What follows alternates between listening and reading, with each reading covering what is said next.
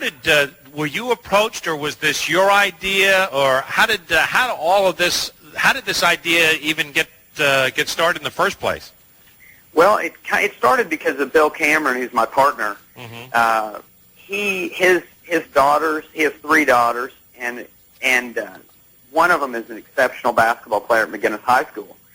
And I started sponsoring the team probably 5 or 6 years ago, and the first time I went to a game, I was amazed at the sophistication of a 7th grade team and how organized they were, and I could see what it was doing for the young girls.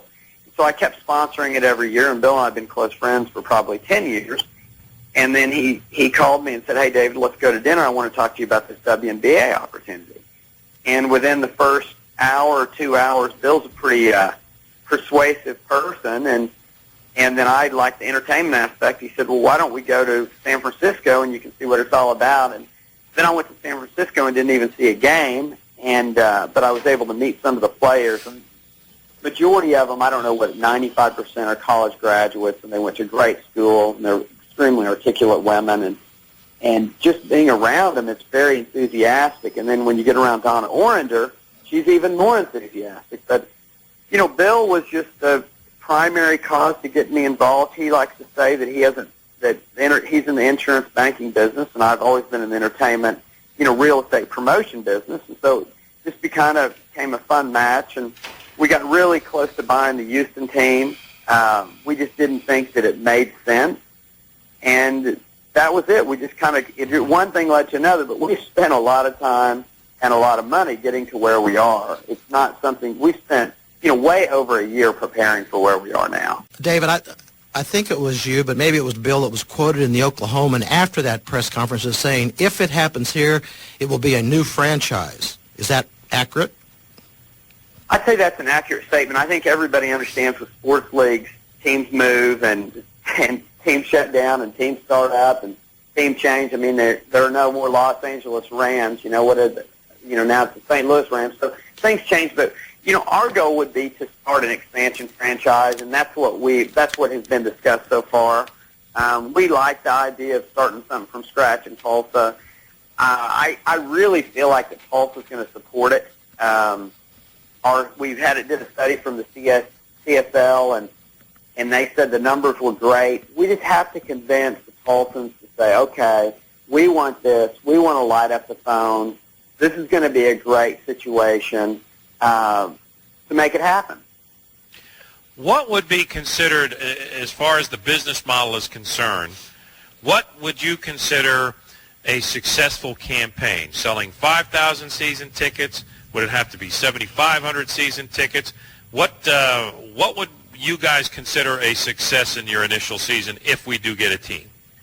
I think if we sell 5,000 tickets a game, okay. I think, Bill and myself are not doing it. We have our other businesses that are, I guess you hate to say pay the bills, but, well, our other businesses are quite successful in what we do in our fields. But we just, we want to, we feel like that this is going to be a way of giving back to.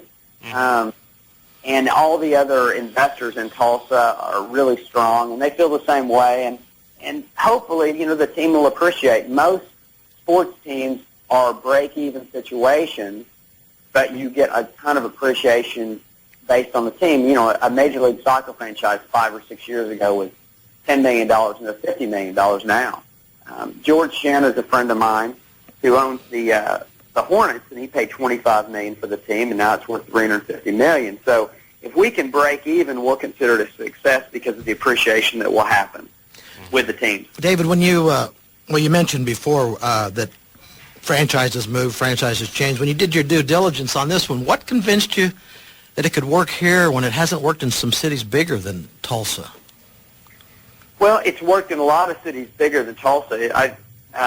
But the reason that I think it will work in Tulsa is because it will be the only major league sports franchise in the town, and that is nothing against the Drillers and the Talons, which we actually own 25% of the Talons. Bill and I did, and we did that as a show of support that we're here long term for the community. We're not trying to bring the team there and leave, and also because Paul Ross and Henry Primo have done a fantastic job with that franchise, and we've seen the success. It's one of the most successful AFL2 franchises in history.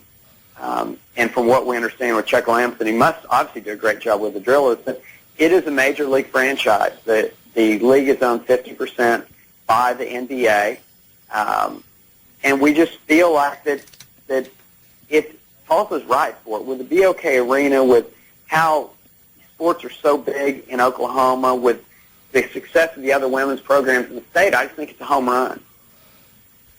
So the schedule would mean 17 regular season home games at the BOK, is that correct? Yes, 17 home games at the BOK and 17 away games. You know, we'd see Los Angeles coming in, Detroit's going to come in, you know, San Antonio will come in. There's talk about Dallas having a franchise. I talked to a guy the other day.